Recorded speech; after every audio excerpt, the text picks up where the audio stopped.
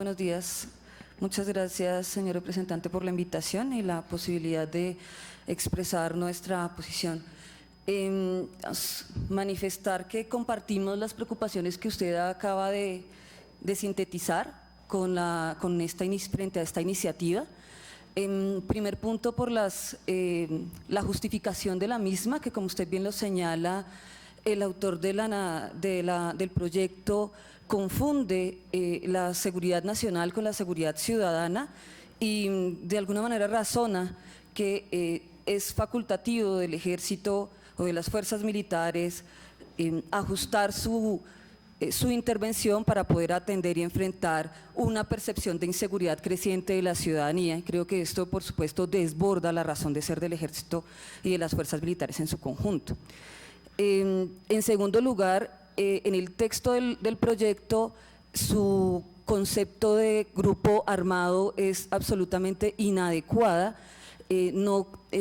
recoge los postulados del derecho internacional humanitario para establecer lo que es un actor armado, un grupo armado, y por lo tanto esos vacíos y esa desafortunada interpretación de grupo armado vacía y sin contenido, pues deja aún mucho más expuesta una función de las fuerzas militares colombianas hacia grupos que no tienen el carácter de grupo armado y cuál sería de los cuales sería su razón de ser combatir. Por otro lado, el proyecto insiste en la necesidad o en el derecho que le asistiría a la fuerza pública de actuar con base exclusivamente en normas de derecho internacional humanitario, y ya la Corte Constitucional, en reiteradas sentencias y particularmente en la última, la C084 del 2016, cuando estudió la constitucionalidad de la reforma al fuero penal militar, fue clara en decir que el derecho internacional humanitario no es una lex specialis en el caso colombiano, sino que debe ser también tenido en cuenta el derecho internacional de los derechos humanos para toda operación relacionada con la acción de la fuerza pública, en tanto que el derecho internacional humanitario y el derecho internacional de los derechos humanos son normas complementarias. Así de que hay dos vacíos fundamentales en el proyecto de ley. Uno, la interpretación de grupo armado, no está acorde con el derecho internacional humanitario, y dos, su interpretación de la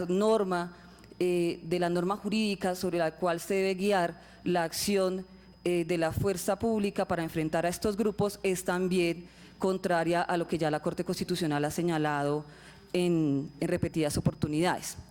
Así es de que, a nuestro modo de ver, es un proyecto inadecuado, pero eso no significa que como organizaciones de derechos humanos no estemos preocupadas por la acción, por el accionar criminal de los nuevos grupos paramilitares surgidos luego del proceso de desmovilización y con los que puedan surgir después de los procesos de paz que el gobierno nacional muy afortunadamente está adelantando. Y hemos considerado que uno de los grandes riesgos para garantizar un proceso sólido de paz, de esa que este país demanda y reclama, es obviamente garantizar que la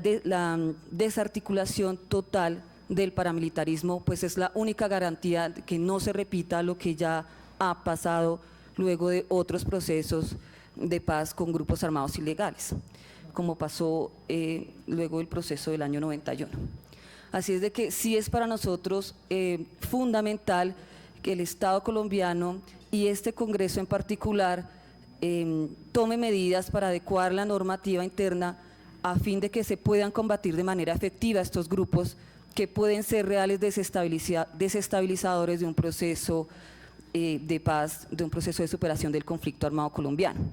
Y esas medidas van efectivamente por poder combatir de manera efectiva a aquellos grupos que cuenten con la categoría de grupo armado conforme el derecho internacional del derecho internacional humanitario, no frente a cualquier grupo. Y en segundo lugar, en la medida en que se tomen medidas efectivas para combatir las raíces de esos grupos, como bien lo ha señalado el representante. ¿Quiénes son las fuentes de financiación de estos grupos, de poder político de estos grupos, y cuál puede ser la relación que exista con miembros de la fuerza pública vinculados a este tipo de organizaciones y que les pueden estar favoreciendo. Esos procesos de depuración internas hay que hacerlos, esos procesos de lucha y combate frontal contra la minería ilegal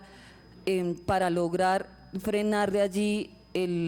la consecución de recursos para este tipo de grupos es indispensable, así como una acción efectiva de la justicia para lograr llevar a la misma a los responsables de tanto del accionar de estos grupos como de su financiación, de su accionar del control que pueden estar ejerciendo en muchas regiones. Particularmente resaltar que como organizaciones de derechos humanos le presentamos al Congreso nuestra preocupación por las cifras de amenazas, agresiones e incluso homicidios que los defensores y defensoras de derechos humanos están recibiendo en este momento y que la mayoría de ellos provienen precisamente de este tipo de grupos a los que se les ha tildado de BACRIM o neoparamilitares, grupos paramilitares, posdesmovilización o las diferentes expresiones con las que se les ha denominado. Así es de que es de nuestro mayor interés, por supuesto, que estos grupos y la existencia de estos grupos se reconozca, se combatan de manera efectiva, pero, insisto, cómo está concebido en este proyecto no nos parece que sea la respuesta adecuada. Muchas gracias.